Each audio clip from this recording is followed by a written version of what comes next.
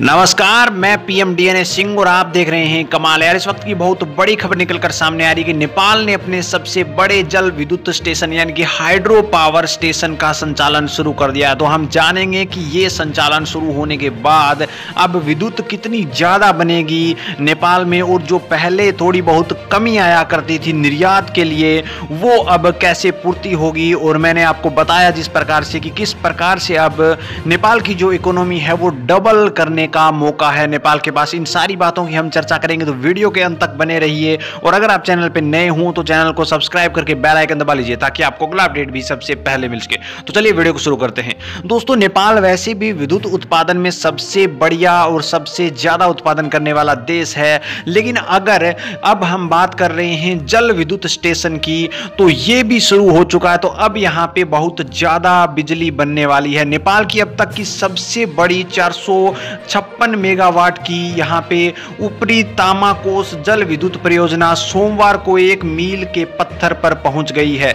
जैसे हम कह सकते हैं कि वो अचानक से या फिर शुरुआत उसकी हो चुकी है, जिसमें इसकी 6 और 76 मेगावाट इकाइयों में से जो यहाँ पे श्रृंखलाएं हैं वो विभाजित की गई है और एक बिजली उत्पादन शुरू कर दिया गया है। यह एक बार जब यह परियोजना शुरू करी गई थी तब से लेकर आज तक लगभग 10 साल बीत चुके हैं और आज ये कहीं जाके पूर्ण हुआ है। इन्हीं 6 इकाइयों से राष्ट्रीय ग्रिड ने के लिए यहाँ पे बिजली निकालना शुरू होगी।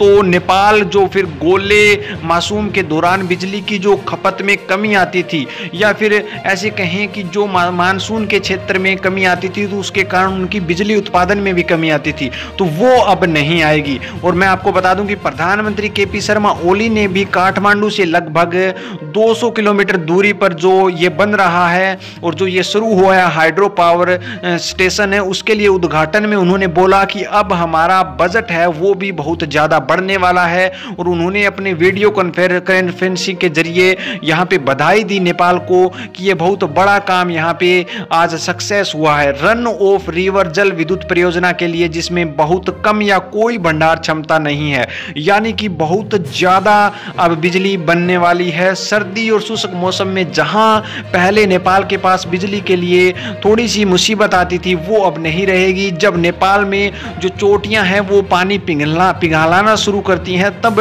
यहाँ पे पानी के प्रभाव से ऊर्जा का जो उत्पादन है वो बनता था, लेकिन अब जो यहाँ पे रिवर्स चलती हैं उसी के अकॉर्डिंग बनेगा, जिसके कारण ये जो बिजली का एक और सोर्स पैदा हुआ है वो कहीं ना कहीं नेपाल को बहुत बड़ा यहाँ पे तोहफा कह सकते हैं वो मिला है। परियोजना के अनुसार यहाँ पे अगर बात करें तो ऊपरी तामाकोस संयंत्र के द्वारा ये बिजली उत्पादन होगा। हालांकि हम कह सकते हैं कि शुष्क मौसम के दौरान 4 घंटे तक पूरी क्षमता से बिजली पैदा कर सकता है, ऐसी यहाँ पे व्यवस्था है वो बनी है। और नेपाल के विद्युत प्राधिकरण के जो यहाँ पे निदेशक हैं हितेंद्र देव साकल्य ने कहा है कि ये एक प्रकार की ऐतिहासिक उपलब्धि है नेपाल के लिए, और यह नेपाल को एक बिजली अधिशेष देश बना सकता है, और जो कि बिजली निर्यात करने की क्षमता में पहले से भी बहुत ज़्यादा बढ़िया है, उसे और ज़्यादा बढ़िया कर उसकी अर्थव्यवस्था को सुधारने में सफल हो सकता है। परियोजना के अधिकारियों ने भी कहा है कि नेपाल में एक प्रमुख परियोजना के रूप में